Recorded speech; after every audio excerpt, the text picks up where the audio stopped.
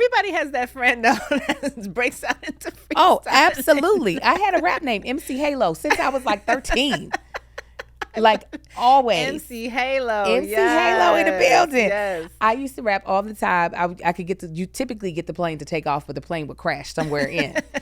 So I was getting there. I was at our office where we shoot Here's the Thing, and we have a docket, and I was reviewing the docket, and there was a video on there of this woman who's a minister that travels to different colleges and does sermons on celibacy and I guess just being abstinent, okay? And she was doing this sermon about, you know, if you buy a woman one margarita, she'll spread her legs. And she's just screaming, and she'll spread her legs. The sermon is so specific. You're like, it's She's really, her calling should be in comedy because she's hilarious. She knows how to work a crowd like nobody's business. The stuff that she's saying is very riveting because it's offensive, but also outlandish. But also like a playbook. Like, yeah, okay. at 100%. So she's doing this countdown of like all the terrible things that will happen if you give a woman a margarita. And I was just like, this actually sounds amazing. I was Sounds like my Saturday. Right, exactly. I was like, but listening to it, I was like, this would be better as like a trap song, is quite literally what I thought as I was doing the looking over the docket. And I was like, oh, I should freestyle something. So when we start doing the show, like I could hear like what it should sound like in my head. And I was like, Kevin, give me a beat. And he was like, give you a beat. We about to do this? Because the thing is, me and Kevin break out in song all the time. Yeah. So he knew that like something was going to happen, but he didn't know what.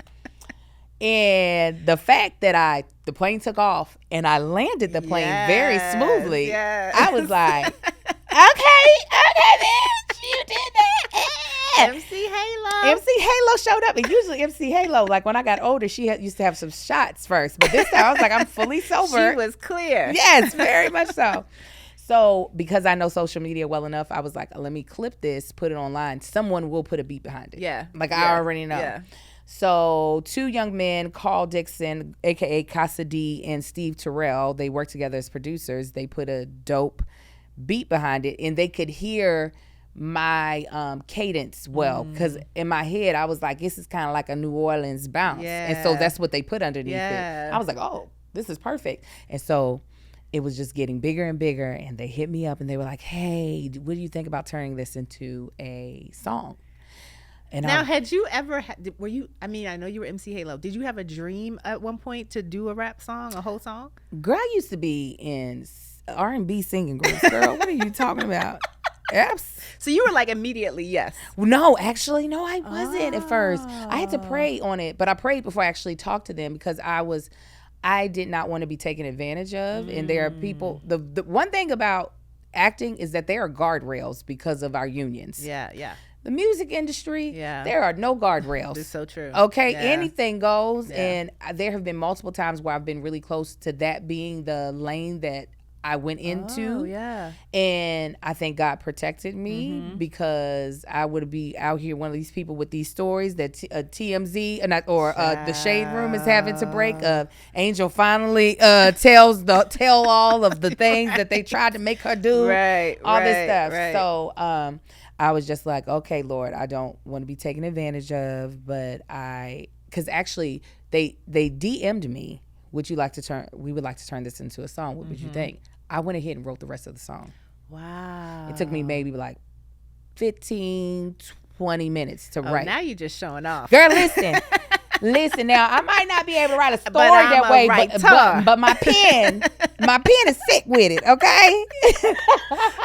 So I love that. But it flowed out. It was It was so easy. I had a good pun in there. I was like, oh, this is fire. So we talked, and their energy was so nice. Like, I wasn't sure. I was like, oh my God, is this about to be some two grimy ass dudes? Right. But they were almost little cornballs. No disrespect, y'all. I love it. They were just like, hey, so yeah, and I was just like, oh, okay. Like, this is energy that I can deal with. Yeah. And then we did the song, we put it out, and luckily with their knowledge and know-how with the music industry, I would not have known how to get it up on Apple Music or on Spotify. Because, I mean, what I loved is like, when our moment comes, will we be ready? Yeah. And you were ready. The way that you and the team capitalized upon that moment was just so inspiring to watch, but also like a playbook. Y'all were up and ready fast. Yeah, no, we were not playing. They made the beat fast. I recorded it on this exact same mic in my room. I have mics like this in my room, and recorded my stuff. They mixed it,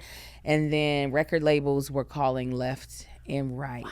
I think we probably took like 17 meetings. Wow. A lot of foreign ones. A lot of they're calling us from Paris, and they're like, we would like to talk to you about sending. And you better be global, honey.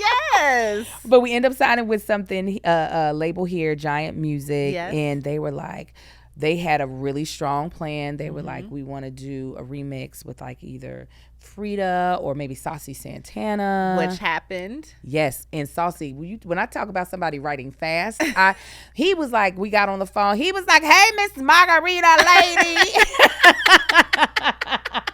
I love it. I was like, "Hey, well, how are you?" And he was like, "I love the song." He's like, "That's the type of energy we on this summer. It's just having margaritas." You know what I'm saying?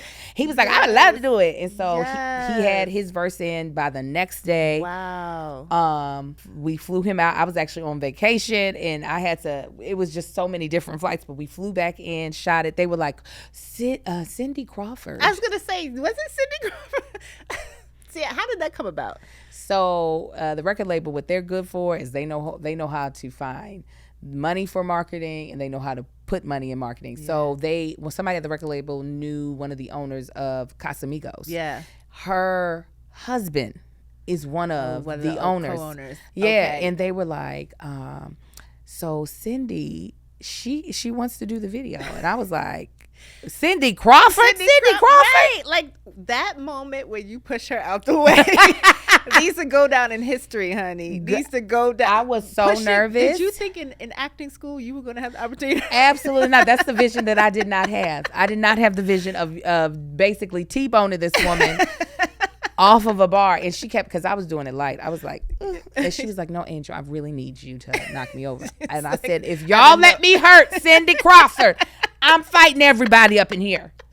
Oh my gosh, what an experience. I love that so much. Thank you. I love that so much. It was insane. My sister, who was my sister right above me in age, she was beside me through the whole process. She's a judge. So anytime I had anything to sign, I was like, we're both going to read it together. And you can make sure I'm not signing away my life. Right. Every time something else would happen, she'd be like, "What is your life? What is this?" Like even most recently with Maxwell singing it on his tiny desk, honey. Girl, it just does not stop. Yes. I was just like Maxwell, Maya Rudolph singing it. Yes. I was at a club in Vegas this past weekend. It just as a regular patron. I don't have no seats. I'm in the outside just dancing. It's this club called Drez, and they had pissed me off. They threw away my hand sanitizer. I was so ready to leave. I didn't even want to go in. I can't get another one. I hate that. You're like, this is the one I like, though. Yes, and it was like, these are the good ones that smell good. Your hands won't be sticky. The size I like. So there's like thousands of people in there, and we're just dancing. Then all of a sudden I heard, "Dun, dun, give me a Rita." I was like,